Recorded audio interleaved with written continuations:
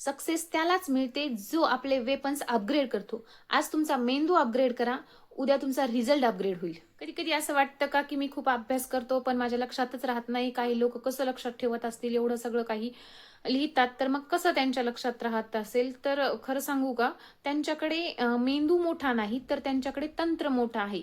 मी तुम्हाला आज अशी एक ट्रिक सांगणार आहे. नाव आहे मेमरी पॅलेस. आणि ही फक्त ट्रिकच नाही तर हे एक आहे सायन्स. नमस्कार मित्रांनो, अनुसयाज न्यू वाईब्समध्ये पुन्हा एकदा तुमचं स्वागत आहे. आज आपण बघणार आहोत मेमरी पॅलेस. शब्दांपेक्षा चित्र जास्त लक्षात ठेवतो.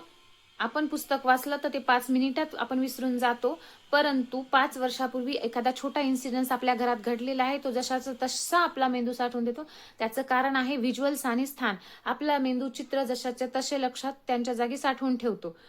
आपल्या जसं की आपलं घर, घराच्या भिंती, घरातील फर्निचर, घरातील एका वस्तूचं लोकेशन, आपला दरवाजा, हे सगळं काही नकळतपणे आपल्या जशाचा तसं लक्षात राहतं. फक्त लक्षात राहत नाही आपल्या, तर ते वाचलेलं पुस्तक म्हणजेच आपण व्हिज्युअल्स जे असतात ते आपला मेंदू लवकर आणि सहज लक्षात ठेवतो. मेमरी पॅलेस म्हणजे तुमचा मेंदू व्हिज्युअल सिनेमा बनवतो. समजा तुम्हाला एखादी कठीण माहिती लक्षात ठेवायची असेल, तर तुम्हाला ती माहिती तुमच्या घरातल्या एखाद्या वस्तूवर लावायची आहे. अगदी मजेदार आणि वेड्यासारखं थोडंसं, कारण मेंदूला बोरिंग गोष्टी आवडत नाहीत, त्याला आवडतं वेगळेपण.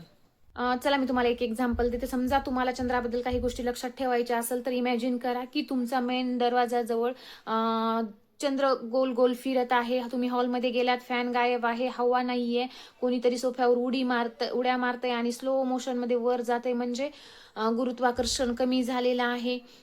त्यानंतर फ्रीज उघडताय तर आईस क्यूब उड्या मारत आहेत. बाथरूममध्ये गेलात तर पाणी आत बाहेर करत आहे, म्हणजे भरती ओहोटी आल्यासारखं वाटत आहे.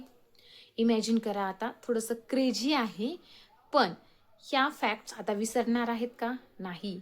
कारण ह्या फॅक्ट्स यांचं रिलेशन तुम्ही घरातल्या तुमच्या अतिपरिचयाच्या वस्तूंशी जागेशी नातं जोडले, त्यामुळे हे कधीही विसरणार नाही.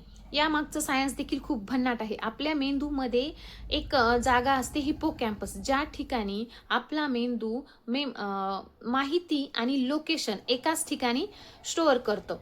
यामुळे आपल्या परिचयाच्या ठिकाणी किंवा जागेशी संबंधित काही माहिती जर आपण ठेवली, तर आपला मेंदू खूप स्ट्रॉंगली ती माहिती स्टोअर करतो. आणि या पॉवरचा जर आपण वापर केला, तर आपल्या मनातील माहिती ही कधीच संपणार नाही आणि ती अतिशय स्ट्रॉंगली सेव्ह होणार आहे. आता हे एक्झाम मध्ये कसं आठवायचं? खूपच सोपं आहे. अभ्यास करताना एक व्हिज्युअल सिनेमा तयार करता, फॉर्म्युला आठवताना. तर फॉर्म्युला तुम्ही टेक्स्टमध्ये लिहू नका. फॉर्म्युला आपल्या घरातील सोफ्यावर ठेवलेल्या उशीला चिटकून बसलेला आहे, तिच्यावरती उड्या मारतोय असं इमॅजिन करा आणि तो फॉर्म्युला तुम्ही तिथे लिहून ठेवा. त्यानंतर नोट्समधले पॉइंट आपल्या घरातील भिंतींवरती सगळ्या खोल्यांमध्ये पसरवून ठेवा. आणि एक्झामला गेल्यानंतर आपल्या शांतपणे डोळे मिटून आपल्या घरामध्ये एक फेरफटका मारून या. बस, सगळं काही आठवणार आहे. तुमचे टीचर एखादा कीवर्ड विसरले असतील तर क्षणभर थांबू शकतील आणि ते आठवत बसतील, परंतु तुम्ही त्या हॉलमध्ये काय ऍक्शन केले यावरून तुम्ही सर्व आन्सर उघड कराल. कोणी स्मरणशक्ती घेऊन जन्मता येत नाही. फक्त आयडियाची, टेक्निकची गरज असते. मेमरी वीक नाहीये, तर वीक असते मेथड.